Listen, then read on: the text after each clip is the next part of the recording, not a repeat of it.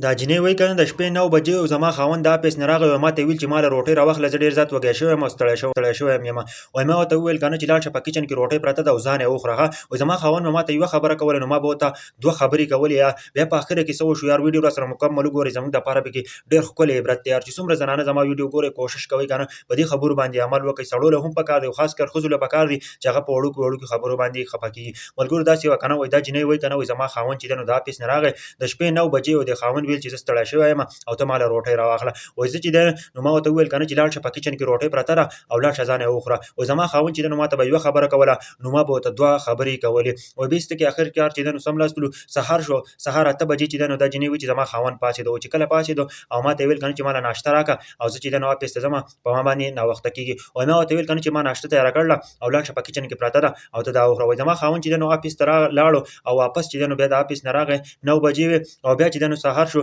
وایي زما خاوند ما ته ویل چې ماله ناشته راکړه وایي ما ورته ویل که نه چې خدای دې ایسته کې مړ کړه خدای دې دنیا نه رخصت کړه په دویمه ورځ باندې چې دی نو د خاوند اپس ته وایي چې کله د خاوند اپس ته لاړ که نه وایي د ورځې 12 بجې شولې وایي زه په خپل ماشومانو پسې سکول ته تللی وم چې زه خپل ماشومان راولم او چې کله زه کور ته راورسېدم زموږ د کور خواته ګڼه وه وایي چې زه خبر شوم که نه وایي چې ستا خاوند وفات شوی دی جینۍ کله جینۍ خبر شو که نه په دې جینۍ مکمل طور باندې څه چل وشو او په هغه ټیم کې بېهوشه شوه بیا د ځان نه ده خبر شو دا جینۍ په خپله وایي چې زه بیا د ځان نه یم خبر شو په دې ویډیو کې زموږ دپاره ډېر ښکلی عبرت دی تاسو به ووایئ که نه چې ځان نه واقع بیانې په دې واقعه کې زموږ دپاره ډېر ښکلی عبرت دی نن سبا که زنانه ته ووایې که نه چې ته دغه ځای ته مه ځه دغه ځای کې به تاله خیر وي که نه تا ته به یو خاوند خبره کوي هغه ته به پته وي دا هر څه هغه به تا ته وایي چې د مور پلار کره مه ځه نو دا ښځه چې ده نو دا ته یوه هفته بیا خفه دا د خپل خاوند سره خبرې نه کوي ملګرو حضرت محمد صلی الله علیه وسلم وایي که نه د الله نه علاوه بل چاته سجده جایز وي نو ښځو به چې ده نو خپل خاوندانو ته سجدې کولې بلکې ته راشه نن وګوره که نه هغه په داسې بدماشۍ که نه چې تاسو سوچ هم نشئ کولی یار د خاوند ډېر غټ عزت دی بلکې تاسو راشئ زموږ په دې معاشره کې وګورئ یار